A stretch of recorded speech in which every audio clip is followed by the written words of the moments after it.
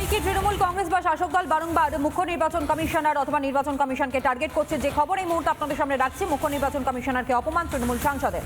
জ্ঞানেশ কুমারের জন্ম শংসাপত্র চাইলেন জগদীশ চন্দ্র বসুনিয়া এবং জ্ঞানেশ কুমারের নাগরিকত্ব নিয়ে প্রশ্ন তৃণমূল সাংসদের। দেশের সাংবিধানিক সংস্থাকে আক্রমণ তৃণমূল সাংসদের। আরও একবার আপনাদেরকে জানাই, মুখ্য নির্বাচন কমিশনারকে অপমান তৃণমূল সাংসদের। জ্ঞানেশ কুমারের জন্ম শংসাপত্র চাইলেন এবার তৃণমূল সাংসদ জগদীশ চন্দ্র বসুনিয়া। জ্ঞানেশ কুমারের নাগরিকত্ব নিয়ে প্রশ্ন তুলেছেন তিনি। এমনকি দেশের সাংবিধানিক সংস্থাকে আক্রমণ করতে পর্যন্ত পিছপা হচ্ছে না এই রাজ্যের তৃণমূল সরকার, তৃণমূল যারা করছেন নেতা মন্ত্রীরা প্রত্যেকেই। এর আগেও আপনারা জানেন বিভিন্ন সময় নির্বাচন কমিশনারকে যেভাবে নিশানা করতে শোনা গিয়েছে, এমনকি দলের সুপ্রিমো মমতা বন্দ্যোপাধ্যায়কেও এবার সেই পথেই কি তাহলে হাঁটছেন তৃণমূলের সাংসদরা? মুখ্য নির্বাচন কমিশনারকে অপমান করছেন, জ্ঞানেশ কুমারের জন্ম শংসাপত্র চাইছেন এবং তার প্রমাণপত্র চাইছেন, জ্ঞানেশ কুমারের নাগরিকত্ব নিয়ে প্রশ্ন তুলছেন তৃণমূল সাংসদ জগদীশ চন্দ্র বসুনিয়া, বর্মা বসুনিয়া। তিনি এই প্রশ্ন তুলেছেন, দেশের সাংবিধানিক সংস্থাকে আক্রমণ তৃণমূল সাংসদের।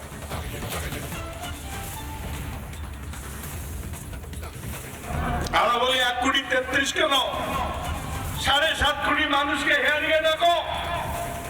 আমরা রেডি আছি আমাদের ডকুমেন্ট দেখাতে, কিন্তু নির্বাচন কমিশন ওই জ্ঞানেশ কুমার, তোমার কি ডকুমেন্ট আছে?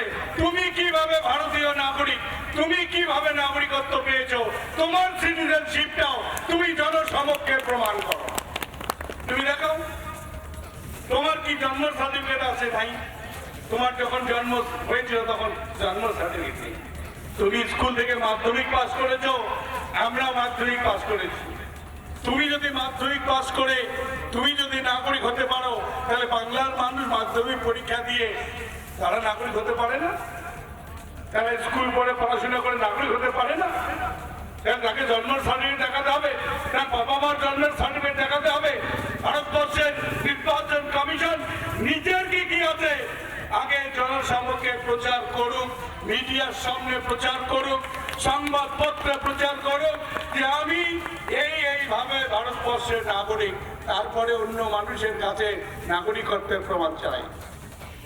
কখনো দলের নেত্রী তিনি রীতিমতন নির্বাচন কমিশনকে নিশানা করছেন, আবার কখনো কখনো দেখা যাচ্ছে দলেরই সাংসদরা তারা আবার নাগরিকত্বের প্রমাণ দিতে হবে, জন্ম শংসাপত্র দেখাতে হবে, এমনটাও বলতে শোনা যাচ্ছে জ্ঞানেশ কুমারকে নিশানা করে। আলিপুরদুয়ারের সাংসদ মনোজ টিকা তিনি এই মুহূর্তে আমাদের সঙ্গে রয়েছেন। মনোজবাবু, রীতিমতন তৃণমূল কংগ্রেস বারংবার টার্গেট করছে নির্বাচন কমিশন এবং মুখ্য নির্বাচন কমিশনারকে। কখনো জ্ঞানেশ কুমার বলতে শোনা যাচ্ছে তৃণমূল কংগ্রেসকে, আবার কখনো জন্ম শংসাপত্র থেকে শুরু করে নাগরিকত্বের প্রমাণ পর্যন্ত চাইছেন তারা। দেখুন, টিএমসির যতটুকু নিচে নামার মানে কত নামতে পারে সেটা দেখিয়ে দিয়েছে। কখনো এখন ওনারা চাচ্ছেন যে জ্ঞানেশ কুমারের বার্থ সার্টিফিকেট, নাগরিকত্ব দেখতে চাচ্ছেন।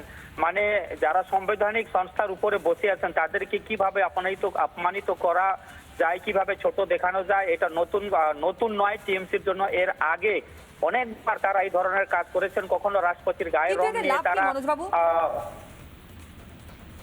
কোনো লাভ নাই, শুধু একটা মানুষের মধ্যে আতঙ্ক সৃষ্টি করা কিংবা মানুষকে ভুল বোঝানো কিংবা এমন একটা পরিস্থিতি তৈরি করা যে মানুষকে ছোট দেখানো। জ্ঞানেশ কুমার একটা সাংবিধানিক সংস্থায় বসে আছেন, ওনার আমি বার্থ সার্টিফিকেট চাইবো কিংবা আমার নাগরিকত্ব দেবো, উনি সেসব জিনিস আছে বলে আজকে সেই জায়গাতে বসে আছেন। তো এই ধরনের কোনো সাংবিধানিক সংস্থা পোস্টে বসা লোকের এই ধরনের ছোট করে দেখানো উচিত নয়, আমি মনে করি এটা। বেশ, আপনাকে ধন্যবাদ জানাই। বিজেপি সাংসদ মনোজ টিকা তিনি এই মুহূর্তে আমাদের সঙ্গে ছিলেন টেলিফোন লাইনে। কিন্তু আরও একবার আপনাদের সামনে রাখবো যে রীতিমতন কিভাবে আক্রমণ বিভিন্ন জায়গা থেকে ধেয়ে আসছে। তৃণমূল কংগ্রেস কার্যত দিশেহারা হয়ে গিয়েছে, যে কারণে এবার মুখ্য নির্বাচন কমিশনারকেও টার্গেট করতে তারা ছাড়ছেন না। শুনুন আরও একবার।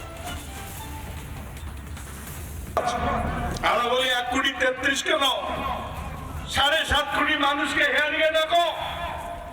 আমরা রেডি আছি আমাদের ডকুমেন্ট দেখাতে, কিন্তু নির্বাচন কমিশন ওই জ্ঞানেশ কুমার, তোমার কি ডকুমেন্ট আছে?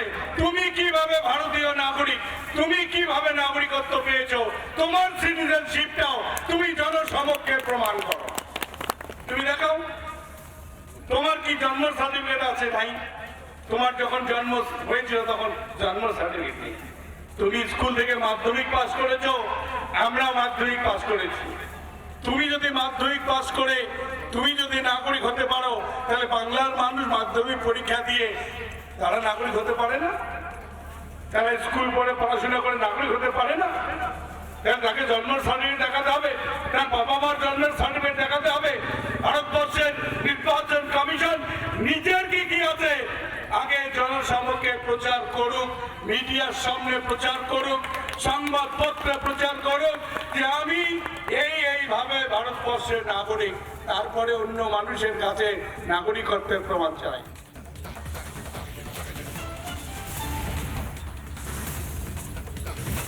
এবং সেই বক্তব্য কিন্তু আপনারা শুনলেন একেবারে উদ্বোধনী মঞ্চ, এবং সেখান থেকে দাঁড়িয়ে তৃণমূলী সাংসদ যেমনটা বললেন, কার্যত কদর্য ভাষায় আক্রমণ পর্যন্ত করতে শোনা গিয়েছে জাতীয় নির্বাচন কমিশনারকে। অর্থাৎ নির্বাচন কমিশনের যে ভূমিকা তা নিয়ে তারা প্রশ্ন তুলছেন।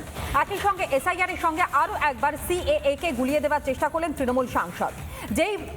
যে বিষয়টি আপনাদের সামনে আমরা তুলে ধরলাম, আর একই সঙ্গে বিজেপি বিধায়ক শঙ্কর ঘোষও তিনি এই মুহূর্তে আমাদের সঙ্গে রয়েছেন। শঙ্করবাবু, বারংবার মুখ্য নির্বাচন কমিশনারকে তৃণমূল কংগ্রেস টার্গেট করছে, কখনো গণেশ কুমার বলছে, কখনো আবার জন্ম শংসাপত্র এমনকি নাগরিকত্ব দেখানোর কথাও পর্যন্ত বলতে শোনা যাচ্ছে।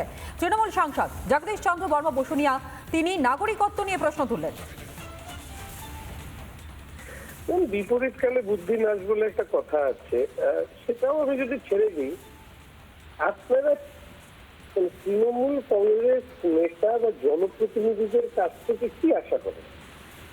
রবীন্দ্রনাথের ভাষায় কথা বলবে, নজরুলের ভাষায় কথা বলবে, বঙ্কিমচন্দ্র শরৎচন্দ্রের ভাষায় কথা বলবে?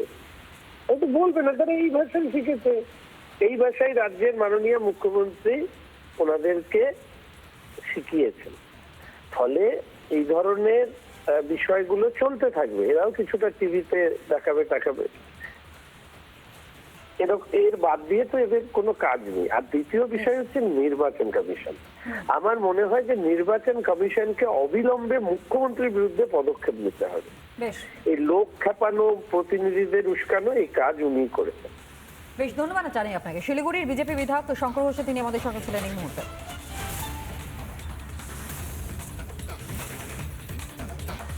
নানা ধরনের কন্টেন্ট দেখার জন্য লাইক করুন, শেয়ার করুন আমাদের ফেসবুক পেজ, সাবস্ক্রাইব করুন আমাদের ইউটিউব চ্যানেল। পাশাপাশি অন্যান্য ব্রেকিং নিউজের জন্য অবশ্যই চোখ রাখুন রিপাবলিক বাংলায়।